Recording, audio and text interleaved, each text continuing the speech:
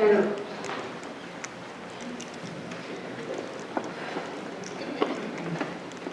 so these spaces, right, like Cornell, the academic industrial complex, is just like, right, the bigger structure that's going on that has massive amount of resources, massive amount of land appropriation.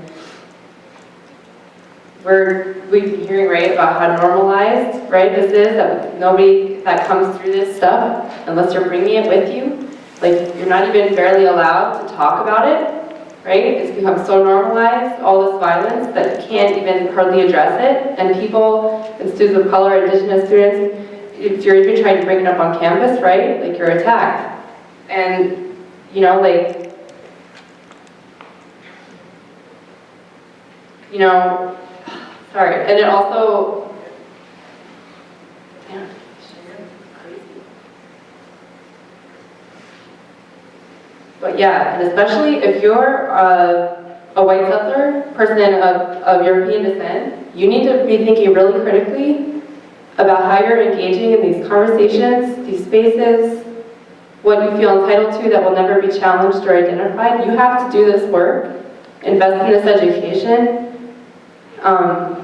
And it's really serious. It really is serious. People are using genocide because that's what's happening, right? Like, people are, you know, like, it's a really fucking big deal. Like, it's urgent, you know, and it's ongoing, and you gotta disrupt business as usual, you know, and the end goal, right, is not to, like, whiteness as a construct needs to be abolished, but it won't be abolished until colonialism, settler colonialism, empires come crashing down in flames, right? And we're really far from that. So I want to say for my piece, for people to think really critically about how they're engaging and how they're colluding on a daily basis.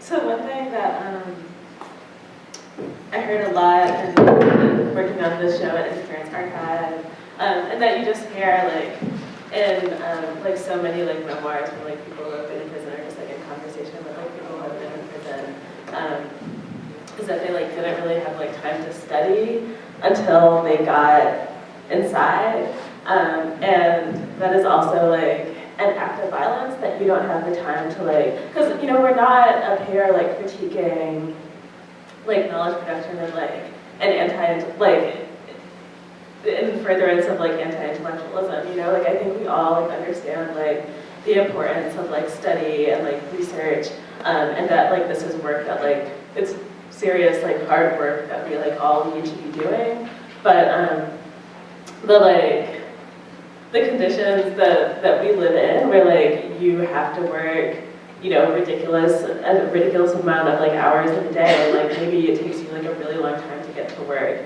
and maybe you're like taking care of like family, or you have like other commitments in your life that don't really like grant you like the time to struggle, or sorry, the time to like study. Like once folks are like in a position where they do have like time to devote to study, like that knowledge is like outlawed. Like I really appreciated your bringing up like the outlawing of ethnic studies. I'm thinking a lot about, so I was led to working on that show at Interference Archive because I spent like over a decade working with Books Through Bars, which is a Books Through Prisoners project in New York, and we got a lot of books returned to us because material that we would send out that would be, you know, like historical, educational, whatever, would be considered like incendiary, or you know, like any discussion of like race or like queerness, or really like you can't like send books like related to like queer anything to like Texas prisons, for example, and like a lot of prisons like across the country, you can't send anything related to like the Black Panthers because they're like considered a gang, and like if like a warden or guard like finds material related to like the Black Panthers or like other Black nationalist movements that counts as like evidence of like her being like involved in a gang, people can like be locked up in like solitary confinement for like having that material. So yeah. kind of rambling, but there's just like a lot of ways that like knowledge is like outlawed and like made inaccessible through like, you know, restraints on your time or like people actually being able to control what you have access to. I know Amanda wants to contribute something, right? I mean, Right before you do, I just wanted to remind people again of where we are right now in the Africana Studies and Research Center. And it was brought up in the statement that we read to you, that we put together, about the Willard Strait takeover. And I want people to just be thinking about the fact that the National Guard was called in to come here to Cornell to contain what was happening on campus, to contain the fact that students of African descent wanted to have a space where they could produce their own knowledge and where they could be in space together on this oppressive campus, which was even worse back then, of course. And then remember as well that the National Guard is being called into Ferguson right now, right? The National Guard is there. They're also trying to prohibit the transference of knowledge, right? Because how many young people are out there in the streets right now? And how many older elders are there as well who have been engaged in these liberation struggles? And there's some knowledge transference that's trying to happen there.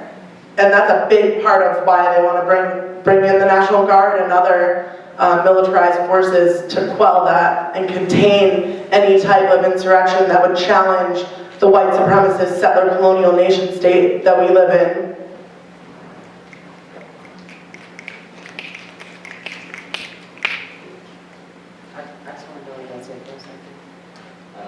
I just want to mention it's something really important. Like right now, there is a lot of amazing things happening, and now we're talking about education.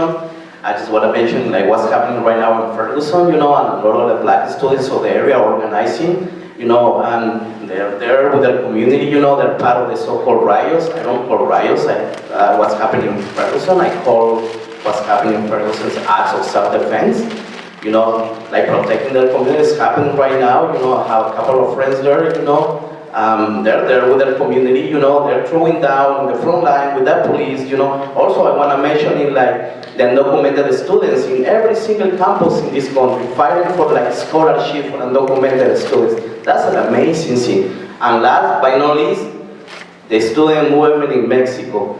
Yesterday I was reading like the teachers occupy 113 government buildings so far. That's for me, that's real education. That's what's up there, you know. They're in the streets, you know, they don't have to be in the classroom. The teachers are in the streets teaching some real education, of course.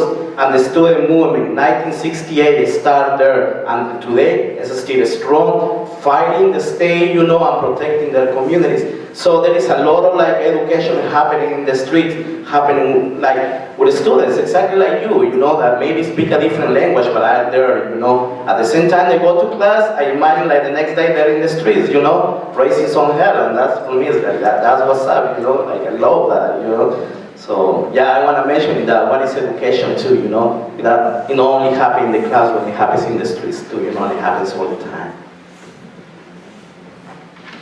yeah, absolutely, and that's where it ties into what I just wanted to say. That's the last thing I wanted to say on that topic, is that, you know, the real knowledge production is experiential and it's passed on, you know, and in terms of like coming from an Oklahoma perspective, you know, it's through ceremony, it's through stories, it's through teachings, it's through relationships with our families and our communities, but also with our territories that we come to understand the things that we do, you know. And I just like for, you know, all the students of color who are like probably feeling, you know, the Eurocentric, you know, flattening of your learning process and of the way that you're being forced to articulate, you know, it's a hustle. It's a hustle, and, you know, bring it back to your communities, because it can be a tool that can be flipped, you know, but just, you know, it's important, I guess, you know, for people to be thinking about how can we weaponize those privileges and those moments those moments of access, and how can we make the state regret that we were here, you know? And that also too, that I really believe in the power of blood memory and the importance of that interconnectedness, and even when we're estranged from our ancestors and our ancestry, and even when we're unsure, we feel we don't have elders, we don't have older people to guide us, that it is in our blood, you know, and that it is in our dreams, you know, and that it's sometimes hard to recognize it, you know, but to always trust your guts, you know, and never lose your integrity, you know. And so, you know, those are all boundaries that people have to work out individually, but I just wanted to share that with you all.